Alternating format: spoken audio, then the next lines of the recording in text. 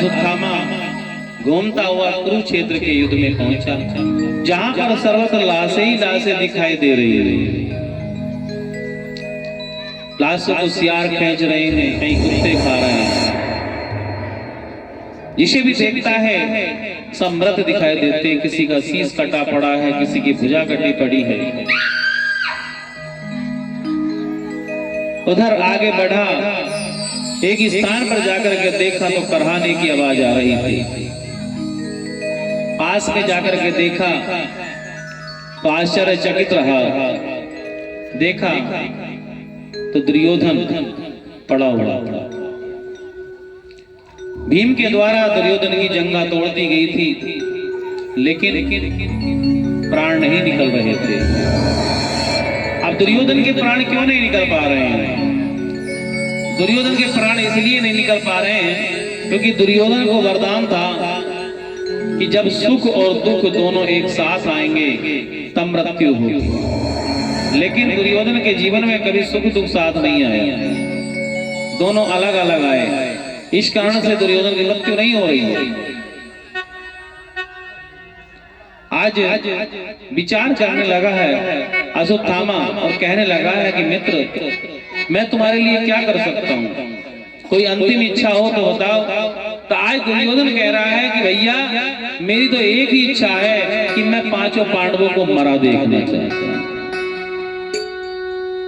आज जैसे ही कहा कि मेरी एक ही इच्छा, मैं पांचों पांडवों को मरा देखना चाहता हूँ, तो अश्वत्थामा ने कहा भैया चाहे किसी भी प्रकार से, साम दांड भेद, छल से, बल से, बुद्धि से, विवेक से, किसी भी प्रकार से मैं पांडवों को मार करके लाऊंगा और तुम्हारी अंतिम इच्छा पूर्ण करूंगा। आज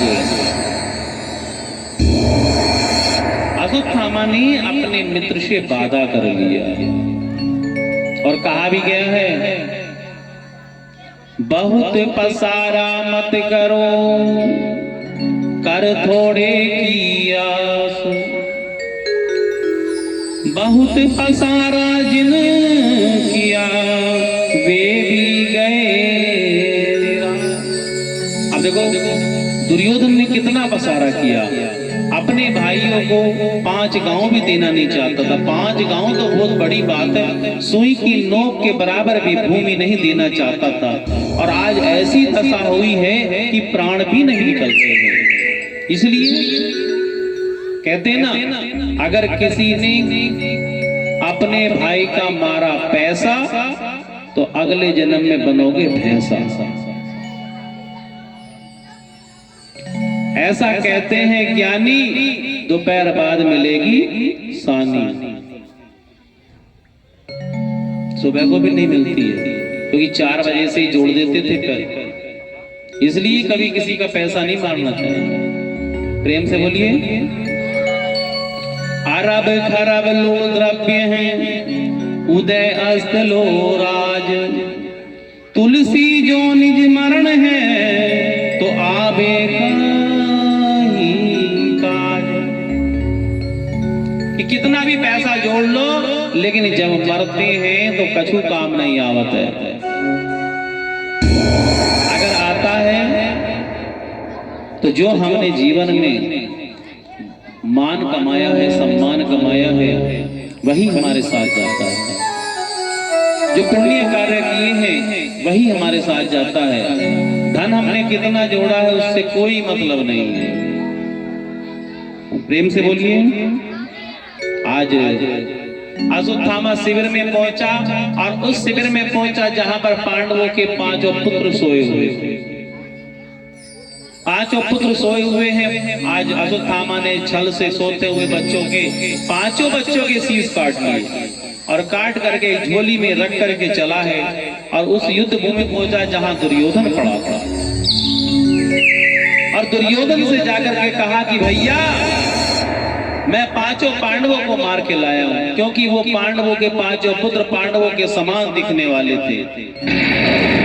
रात्रि के अंधेरे में शीश काट लिए थे, ले जाकर के दुर्योधन को दिए। दुर्योधन कहने लगा कि अश्वत्थामा मुझे सबसे पहले भीम का शीश दो, मैं देखना चाहता हूं कि भीम के शीश में कितनी ताकत है।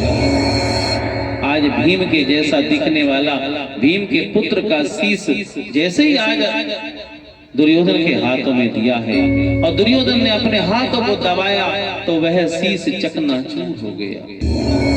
आज दुर्योधन रोने लगा और कहने लगा, अश्वत्थामा तूने तो हमारा वंश ही उजाड़ दिया, हमारे वंश की बेल ही खत्म कर दी है। तो क्योंकि ये भीम का शीश नहीं हो सकता, ये भीम का शीश नहीं हो सकता। जो शीश मेरी गदाओं से टस से मस ना हो सका, मेरी गदाओं के प्रहार से जिस पर कोई प्रहार नहीं हुआ, आज वो मेरे हाथों में आ करके अनायास पिचक जाता है, ये भीम का शीश नहीं हो सकता।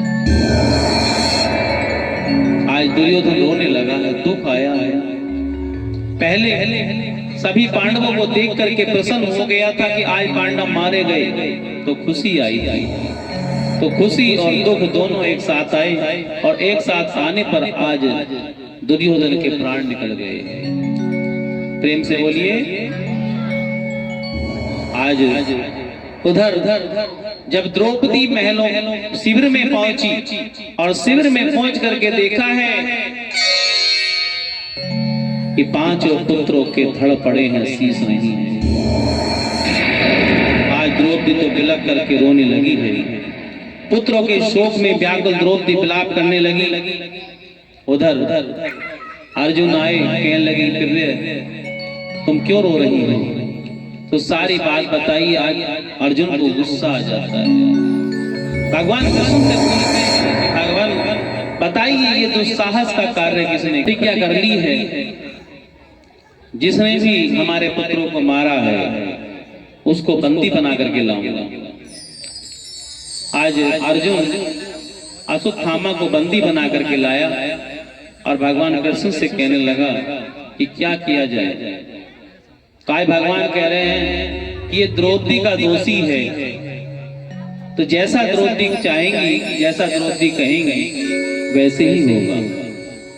द्रौपदी कहेंगी छोड़ दो तो छोड़ दो, द्रौपदी कहेगी मार दो तो मार दो। तो आज द्रौपदी से पूछा गया कि तुम्हारा क्या कहना है, इनको मार दिया जाए या छोड़ दिया जाए?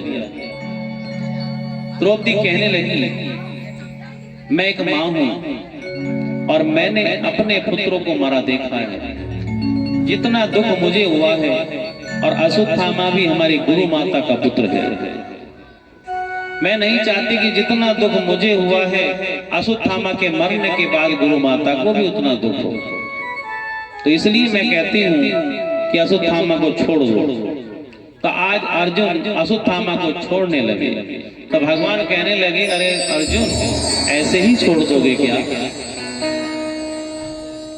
आज भगवान कन्हैया ने कहा ऐसे ही छोड़ दोगे, तो अर्जुन ने कहा तो फिर क्या करें?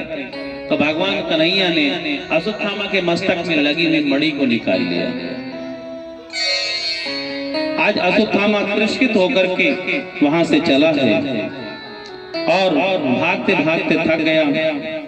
अपने प्राणों की रक्षा के लिए ब्रह्मास्त्र का संधान किया है और ब्रह्मास्त्र छोड़ दिया है। ब्रह्मास्त्र एक ऐसा अस्त्र है जिसकी काट किसी के पास नहीं है। आज ब्रह्मास्त्र छोड़ दिया। उधर अभिमन्यु की पत्नी उत्तरा गर्भ से थी और वह ब्रह्मास्त्र उत्तरा के गर्भ में प्रवेश करता है और उत्तरा के गर्भ में जो बच्चा पल रहा है उसको सताने लगा है, उसको जलाने लगा है। आज उत्तरा दौड़ करके आती है भगवान कन्हैया के पास और भगवान कन्हैया से निवेदन करती है कि हे भगवान मेरी रक्षा करो, मेरी रक्षा करो, मेरी रक्षा करो। और कहने लगी है, मेरा कोई